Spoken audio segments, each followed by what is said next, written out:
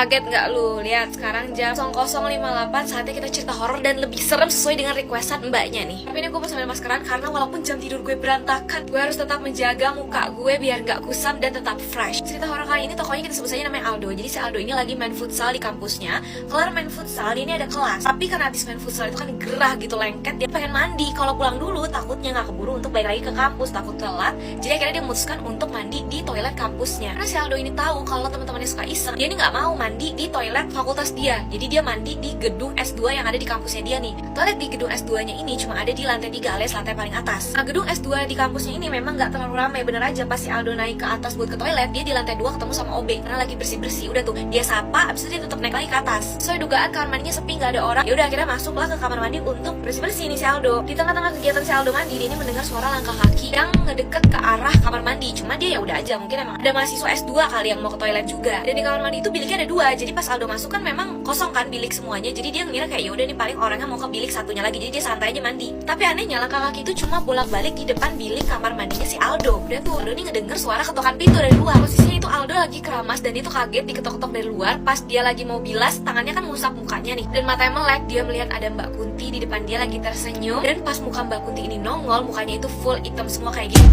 Gue tuh kadang suka bingung ya, kenapa setan-setan ini selalu diperlihatkan dengan muka yang hitam semua, mukanya nggak kelihatan lah. Apa emangnya lagi maskeran kah dia? Kalau gue bisa ngomong, gue bakal bilang tuh ke si hantu-hantu tuh, udah deh jangan ganggu-ganggu, kita damai-damai aja, mending kita pakai ini, jadi 2G Volcano Clay Stick. Siapa tahu kan daki-daki di muka lu pada langsung hilang, jadi kinclong glowing. Mungkin gue yakin ya nih hantu-hantu penunggu rumah gue juga udah pasti tahu kalau misalnya gue tuh sering banget pakai masker ini. Kemarin yang hijaunya, sekarang yang abu-abunya. Muka gue before sama after ya. Volcano Clay Stick nih emang bagus banget ya gue pakai kalau misalnya emang komedo gue lagi banyak. Komedo terhempas, tekstur kulit wajah gue jadi lebih mulus ya sekarang. Ini Clay Stick murah harganya, tapi hasilnya itu kayak plastik yang lebih mahal gitu. Udah hantu, tolong banget jangan ganggu-ganggu orang lagi. Ini kita damai aja nih pakai G2G biar glowing bareng. Lihat gue, apakah gue The Nurulz? Jadi kemarin tuh lewat di FVP gue video mbak-mbak The Nurulz. No, I'm not. Belak nggak pernah, selalu pakai go-kart. Harusnya kalian udah lihat ya video itu karena itu lumayan ramai. Sebelum gue lihat VT mbaknya itu, gue emang udah sempet lihat beberapa orang yang bikin tren The Nurulz. Dan gue kayak gue juga anjir, walaupun gue tidak menggunakan Scoopy karena gue kan gak bisa naik motor ya. Tim ojol, tapi ojolnya bukan go-kart juga sih, karena saya tim motor ya. Kalau naik mobil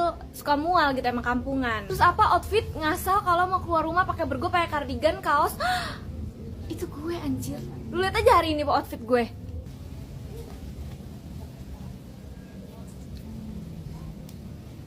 Kenalin, Jasmine, The Nurulz sejati. Kembali lagi di cerita kalian, edisi ngajarin temen main RP, malah buat bokeh. Seandainya kita sebut saja namanya Dini ya, pernikahan Dini bukan. Jadi Dini ini punya satu temen namanya Evelyn. Mereka berdua ini suka main RP. Nah ada nih satu temen dia lagi namanya Dila. Nah Dila ini nggak ngerti caranya main RP, minta ajarin lah sama Dini sama Evelyn. Udah diajarin lah nih sama Dini sama Evelyn. Nah setelah diajarin, Dila ini nggak ada kabar lagi. Maksudnya nggak pernah nanyain soal RP lagi. Mungkin udah ngerti kali ya. Nah singkat cerita, tiba-tiba emaknya Dila ini telepon emaknya Evelyn sama Dini marah-marah karena katanya Dini sama Evelyn ini ngajarin si Dila untuk main-main gak bener alias bokep. Ternyata emaknya Dila ini melihat HP-nya Dila yang masih stay di Telegram. Jadi HP-nya emang mati kayak gini, tapi pas dinyalain itu langsung ke Telegram. Pas dilihat Telegramnya ada bokep. Gue gak tahu apakah Telegramnya ini untuk nonton begituan atau si Dila ini main RP tapi yang ke arah-arah sono, nggak paham, gue juga kagak diceritain soalnya. Pokoknya intinya adalah berbau-bau bokep lah. Terus pas diinterogasi sama maknya, Dila ini ngaku kalau diajarin sama Dini sama Evelyn. Bisa-bisanya dia bobo temen tuh si Dila. Gimana coba lu kalau punya temen kayak si Dila? Min, lo kok mirip Mbak yang ada di bank yang suka ngitung duit? Atas nama Mbak Ica. Mbak Ica. Biasaan nih orang pada bolot-bolot banget ya. Mbak Ica. Si Mbak. Iya Mbak, ada apa? Ya jadi saya mau nyetor uang. Loh, Mbak, kok nggak dengerin saya sih? Ngomong aja, kuping saya di sini kok. Santai aja, saya multitasking. Ngomong aja, saya denger kok. Repot, nih orang. Mau setor uang. Bisa di ATM dekat, ngapain harus ke situ sih, namen-namen ke ATM aja. Bentar ya. Silakan ditanda tangan di bagian sini, Kak. Boleh Kak uangnya? Pantes nggak di ATM, duitnya 3 ribuan begini. Saya hitung dulu ya Kak, ini totalnya berapa? 300 ribu.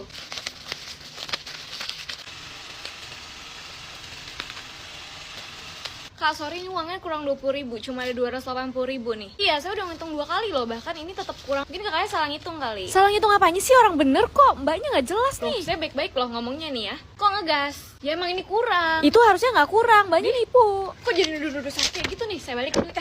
Tahan gua. Nggak usah ditarik kerudung gua, tahan aja. Mas Reza, silakan duduk mas. Ini orang kaya nih. Baju rapi, muka mulus, kulit bersih, dompetnya tebel nih kayaknya nih. Ada keperluan apa mas? Oh mau store uang ya, boleh. Berapa jumlahnya mas? 20 juta. Mantep nih, mangsa bagus nih. Boleh ditaruh tangan dulu mas Reza. Oh ya, kebetulan kita juga ada isi biodata ya Mas Reza pertama kali. Jadi ini ada beberapa biodata yang harus diisi nih mas. Ada nama, alamat, pekerjaan, gaji per bulan, nomor telepon, Instagram, TikTok, Twitter, status, rumah masih ngontrak atau udah punya sendiri atau masih bareng sama orang tua, sama kriteria cewek idaman seperti apa. Silahkan diisi mas.